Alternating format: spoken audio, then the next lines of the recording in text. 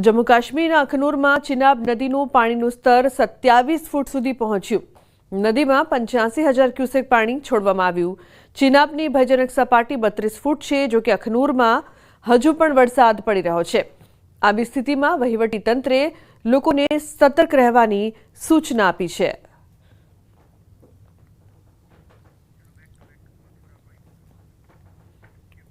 ઉત્તર પ્રદેશના મથુરામાં યમુના તેના સંપૂર્ણ વિકરાળ સ્વરૂપમાં જોવા મળી રહી છે.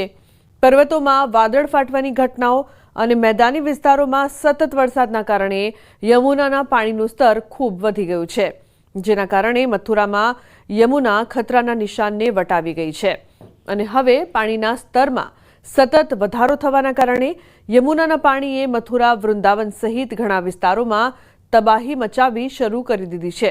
સિંચાઈ વિભાગ અનુસાર 4 અને 5 સપ્ટેમ્બર મથુરા માટે સૌથી ખતરનાક દિવસો રહેશે, કારણ કે તાજેવાલા ડેમમાંથી જે 3 લાખ ક્યુસેક પાણી છોડવામાં આવ્યું છે તે 4 અને 5 સપ્ટેમ્બરે મથુરા, વૃંદાવન પહોંચશે અને તે નુહઝીલ, મંત, બાબુગઢ, ગોકુલ સહિતના વિસ્તારોમાં અસર કરશે. હાલમાં મથુરાના પ્રયાગરાજ ઘાટ પર યમુના 166ના ભયના નિશાનને પાર કરી રહી છે અને 167 તરફ આગળ વધી રહી છે. સતત વધારાના કારણે યમુનાનો વિશ્રામ ઘાટ સંપૂર્ણપણે પાણીમાં ડૂબી ગયો છે.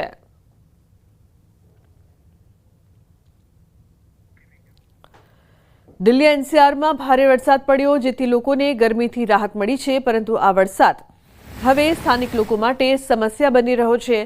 સોનીપતમાંથી પસાર થતા નેશનલ હાઈવે 44 પર ઘણી જગ્યાએ પાણી ભરાયેલા જોવા મળી રહ્યા છે, જેના કારણે વાહન ચાલકોને ઘણી મુશ્કેલીનો સામનો કરવો પડી રહ્યો છે.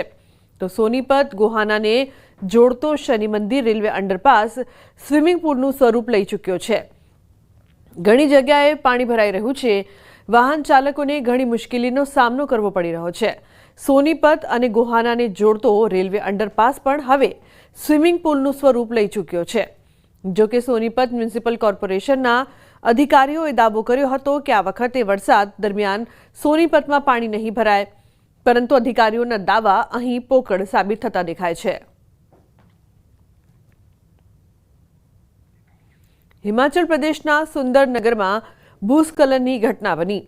2 ઘર ધરાશાયી થઈ ગયા. એક જ પરિવારના 4 સભ્યો સહિત 6 લોકો કાટમાળ નીચે દટાઈ ગયા.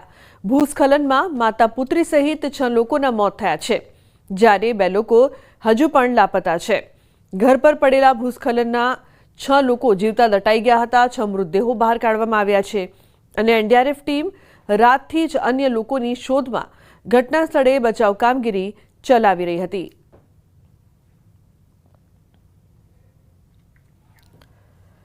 તો હિમાચલ પ્રદેશના પર્યટન શહેર મનાલી અને આસપાસના વિસ્તારોમાં વરસાદે ભૂક્કા કાઢી નાખ્યા.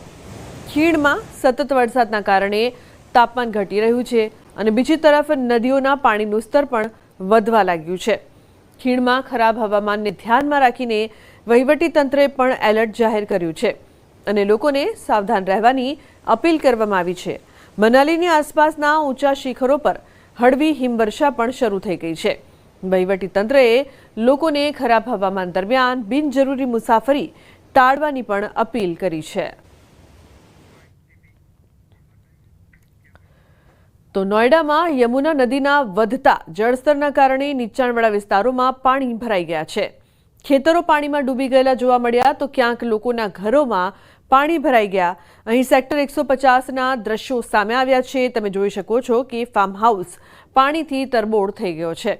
ફાર્મ હાઉસમાં પાણી ભરાયેલા જોવા મળી રહ્યા છે.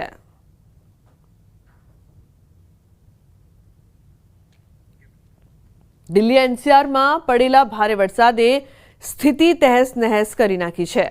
ઠેર ઠેર ફક્ત ને ફક્ત પાણી ભરાયેલા દ્રશ્યો જોઈ શકાય છે. ક્યાંક ખેતરોમાં પાણી ભરાઈ ગયા છે, તો ક્યાંક લોકોના ઘરોમાં પાણી ભરાઈ ગયા છે. વાસુદેવ ઘાટ લગભગ સંપૂર્ણપણે પાણીથી ભરાઈ ગયો છે.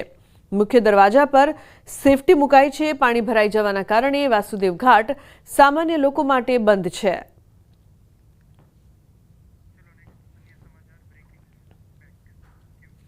અન્ય મહત્વપૂર્ણ સમાચારની જો વાત કરીએ તો આજથી જીએસટી કાઉન્સિલની 2 દિવસીય બેઠક નિર્મલા સીતારમણની અધ્યક્ષતામાં આ બેઠક મળશે. 12% અને 28%ના સ્લેબ થઈ શકે છે નાબૂદ.